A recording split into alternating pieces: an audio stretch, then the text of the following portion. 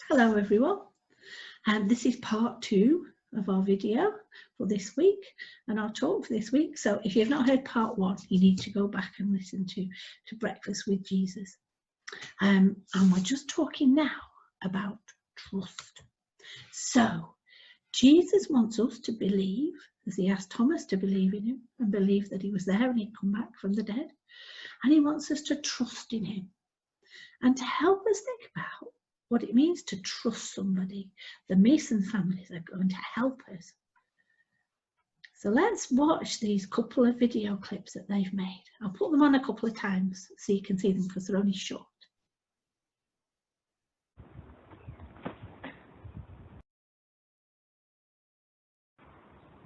Go.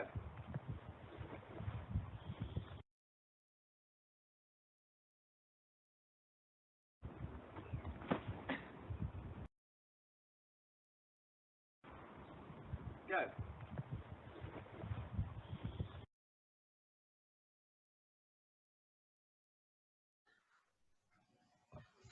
Oh, they were having fun, weren't they? They were really good. Have you ever done that? I think Joe and Eli were really brave. Why? Well, I don't know. I've done that when I was little, but never from such a high thing. And they were just so brave, trusting that their dad was going to run in and catch them. And this shows us what trust means. The boys trusted their dad. They could fall back without worrying and enjoy the feeling because they knew beyond a shadow of a doubt that their dad would catch them. And why did they know that? Because they know their dad, and they know that he's a fast runner, and they know that he loves them, and that he wouldn't let them hurt themselves, and he just wants them to have fun. So they know their dad and they could trust in him. And you know, Jesus wants us to trust him. That's you and me and all of us. He wants us to trust him as much as that. Jesus loves you and me, all of us, as much as Andy loves these boys. And Jesus wants to help us, just like he helped his disciples in our story today. Do you remember when he provided a net full of fish because they couldn't find any fish and because they were hungry and they were fed up, and then he made their breakfast and he made a fire to warm them?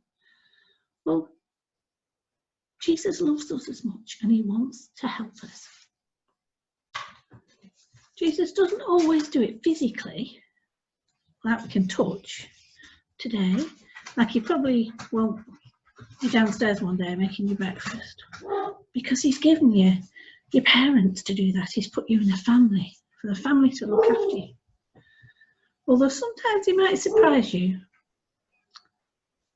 But just like he did with those two disciples we heard about 2 weeks ago, do you remember when Colin and Sue dressed up as the disciples and Jesus walked beside them? He walks beside us, always.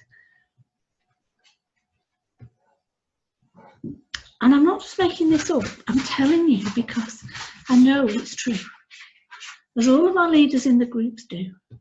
Because you know, in my life I've had stuff that's happened that's not been that nice.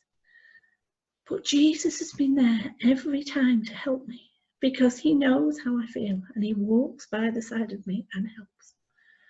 So when you're worried, when you're scared, when you're mad or sad, when you're angry, when someone's been unfair, or when you've upset someone else, and when you're happy, or when you're just plodding along doing everyday stuff, when you're playing with your Lego, when you're out on your bike, when you're bouncing on your trampoline, Jesus is with you and he loves you and he wants to be involved in your life.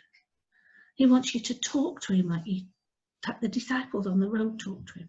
He wants to spend time with you. He wants to help you.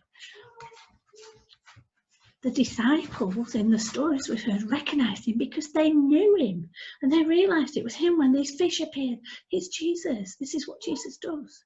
So we need to get to know him and what he's like, just like we get to know a friend. And we can do that in lots of ways. Just two I want to mention today. First, we can learn about him. And that's why we have Bible time at Levelers, and why we're putting things on Facebook and on YouTube for you to hear. And we know from last week's talk that what's written in the Bible is true, because it was written by people who know Jesus. So we're really learning about what Jesus is like when we read our Bibles. And next, we can get to know him by talking to him. And we call that prayer. So it's good if we have a special time set aside each day to talk to him. And that might be before you go to sleep at night. But don't lie down talking, because if you're like me, you fall asleep. So I sit up and talk to him. Or it could be when you wake up in the morning. But it can be any time, because he's always with you and he's always listening. So that's our challenge for this week. We're going to let's try remembering that Jesus is with us all the time and that he loves us. Let's try talking to him, telling him how we feel, even asking him things, because actually he'll show you the answers. Trust that he's there with you, because he says he will be. Trust, just as Joe and Eli trusted their dad to catch them. Trust that Jesus is with you.